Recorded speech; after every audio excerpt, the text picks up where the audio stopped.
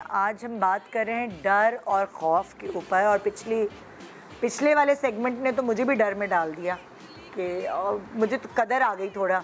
कभी कभार आप किसी और की कहानी सुनते हैं तो मुझे कदर आ जाती है आपकी अपनी ज़िंदगी की।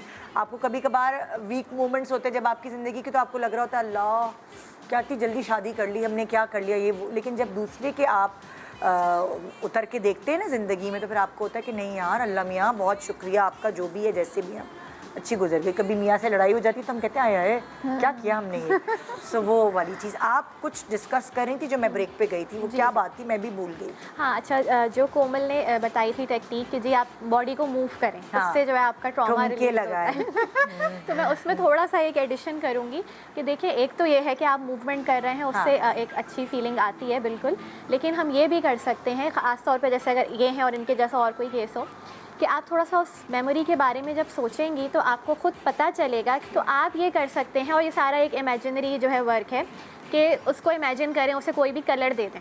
लेट से आपने उसको जो भी आप कलर देना चाहते हैं, लेट से आपने ब्लैक दे दिया, ब्राउन दे दिया, एंड जस्ट इमेजिन कि जैसे वो कलर उस जगह से आपकी बॉडी से बाहर निकल रहा है। ठीक है, ये एक ये होता है कि जी आप थोड़ा सा अपने आप को उससे ये मैसेज दे रहे हैं कि भाई ये ट्रॉमा जो है ये इसका असर मुझ पे से ख़त्म हो रहा है। अब ये पूरी एक बहुत बड़ी टेक्निक है जो कोई थेरेपिस्ट आपके साथ उसके लिए कर सकता है। आपके पास आके थेरेपी लेनी पड़ेगी। लेकिन ये आप अपने तौर पे भी कर सकते हैं कि आप उसको आइडेंटिफाई करें। जब आप सोचेंगे आपको पता चलेगा कि सबसे ज़्यादा बॉडी में कहाँ मुझे ये चीज़ महसूस हो रही है।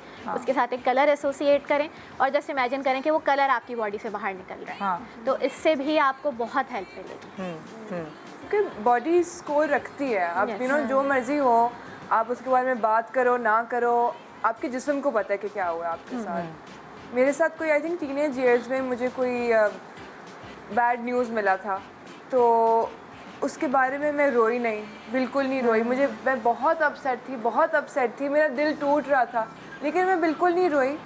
और मेरे ओ लेवल एग्ज़ाम्स थे, ठीक है। तो क्या हुआ, मैं क्योंकि रोई नहीं, मैंने इमोशंस अपने बाहर नहीं निकाले, मेरा जो राइट हैंड है ना, रिस्ट, इट स्टॉप्ड वर्किंग। अब मेरे ओ लेवल एग्ज़ाम्स हैं, मैं बिल्कुल रोई नहीं हूँ, मैं कह रही हूँ मैं ठीक हूँ, मैं सही हूँ, मेरा हाथ ही नहीं चल रहा। अब मेरे कोई 8 पेपर है करने को, तो मुझे डॉक्टर के पास जाना है, डॉक्टर भी कह रहे पता नहीं क्या हुआ, पता नहीं क्या हुआ। अब मुझे आइडिया था, मैं डिनाई कर रही थी कि अच्छा कोई इमोशनल चीज़ है, लेकिन ऑब्वियसली अगर इतना बड़ा आप कोई कोई भी ट्रॉमा या कोई चीज़ फेस करो और आप ना रो या ना बॉडी से बाहर ना निकालो, तो बॉडी ने बस कहा कि चलो बेटा आपका हाथ गया, ठीक है ना। और ये साइन है, ये बहुत बड़ा साइन है कि आपकी बॉडी कह रही है, जैसे गाड़ी करती है ना, गाड़ी भी स्क्रीच मारना शुरू कर देती है, तो आपकी बॉडी भी ऐसी करती है कि वो स्क्रीच मार रही है, वो बोल रही है कि ये ट्रॉमा मेरी निकालो। हमें अपनी बॉडी की बात सुननी चाहिए। आपने वही जो बात की ना, अब बैठ के सोचो कि अब दर्द हो रही, तो कहाँ पर दर्द हो रही, जिस्म का कौन सा हिस्सा है जहाँ में वो ट्रॉमा है, कहाँ किस हिस्से को ठुमके मारने चाहिए, तो वो क्या सोमैटिक हीलिंग कहते हैं। सो अब मूव करना, बॉडी से वो चीज़ें निकालना, ट्रॉमा निकालना, सोमैटिक हीलिंग। तभी तो आजकल कहते हैं ना योगा या एक्सरसाइज, कोई भी फॉर्म बॉडी को हिलाने की, वॉक करना, कुछ और नहीं कर सकते भाई। ठुमके मारेंगे, घर इतना बड़ा नहीं है, सास कहेगी क्या हो गया मेरी बहू तो हत्ते से उखड़ गई है, तो भाई वॉक कर लो, लेकिन बॉडी को मूव करो। क्योंकि बहुत सारे लोग मैंने देखा है फ्रिज जो है, छोटा फ्रिज उसमें ला के रख लिया कमरे में और पैर से खोलते हैं फ्रिज पानी पीने के लिए।